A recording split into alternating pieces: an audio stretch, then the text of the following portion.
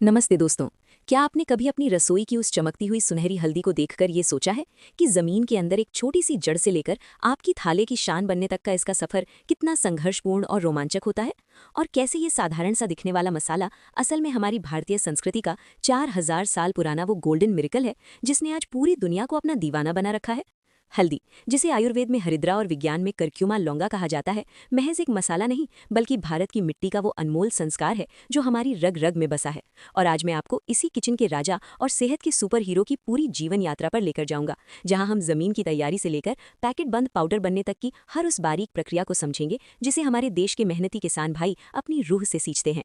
भारत दुनिया का सबसे बड़ा हल्दी उत्पादक और निर्यातक देश है, जहां हर साल लगभग 11 लाख टन से ज्यादा हल्दी पैदा होती है। और तेलंगाना, महाराष्ट्र, कर्नाटक, तमिलनाडु जैसे राज्य इस उत्पादन की रीढ़ हैं, जहां की जलवायु इस फसल के लिए किसी वरदान से कम नहीं है, क्योंकि हल्दी को फलने फूलने के लिए 20 से 30 डिग्री सेल्सियस का तापमान और भरपूर बारिश वाली उष्णकटिबंधीय जलवायु की आवश्यकता होती है।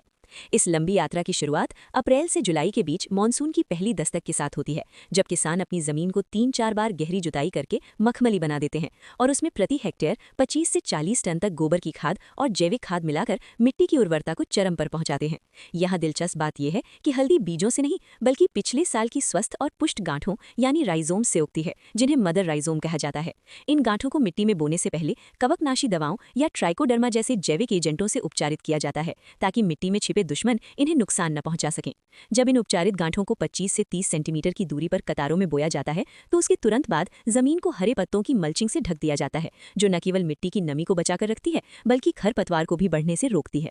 अगले 7 से 9 महीनों तक किसान एक पिता की तरह इस फसल की देखरेख करता है, समय समय पर सिंचाई करता है और जैविक कीटनाशकों जैसे नीम के तेल का छिड़काव करके इसे सुरक्षित रखता है। जब सर्दियों की शुरुआत में हल्दी के पत्ते पीले पड़कर सूखने लगते हैं, तब समझो कि धरती माँ ने अपना खजाना तैयार कर लिया है। इसके बाद शुरू होती है सावधानीपूर्वक खुदाई, जहां हर गांठ को बिना चोट पहुंचाए बाहर निकाला जाता है और फिर इन्हें ताजे पानी से कई बार धोया जाता है, ताकि मिट्टी का एक भी कण शेष न रहे। इसके बाद आता है सबसे महत्वपूर्ण तकनीकी चरण, प्रोसेसिंग, जहां कच्ची हल्दी को बड़े बड़े कढ़ाओं या स्टीम बॉयलरों में उबाला जाता है, ताकि इसमें मौजूद करक्यूमिन नामक अद्भुत तत्व पूरे राइजोम में एक समान फैल जाए और हल्दी को वो गहरा पीला नारंगी रंग और विशिष्ट खुशबू मिले जो इसकी पहचान है। उबालने के बाद इन गांठों को 10 से 15 दिनों तक कड़क धूप में सुखाया जाता है, जब तक कि इनका मॉइस्चर 10% से कम न हो जाए, और फिर मशीनी ड्रमों में इनकी पॉलिशिंग की जाती है, जिससे इनके ऊपर की खुरदरी परत हट जाती है और ये कुंदन की तरह चमकने लगती हैं। अंत में इन चमकली गांठों को हैमर मिल में पीसकर वो बारीक पाउडर बनाया जाता है, जिसे हम और आप अपनी रसोई में इस्तेमाल करते हैं।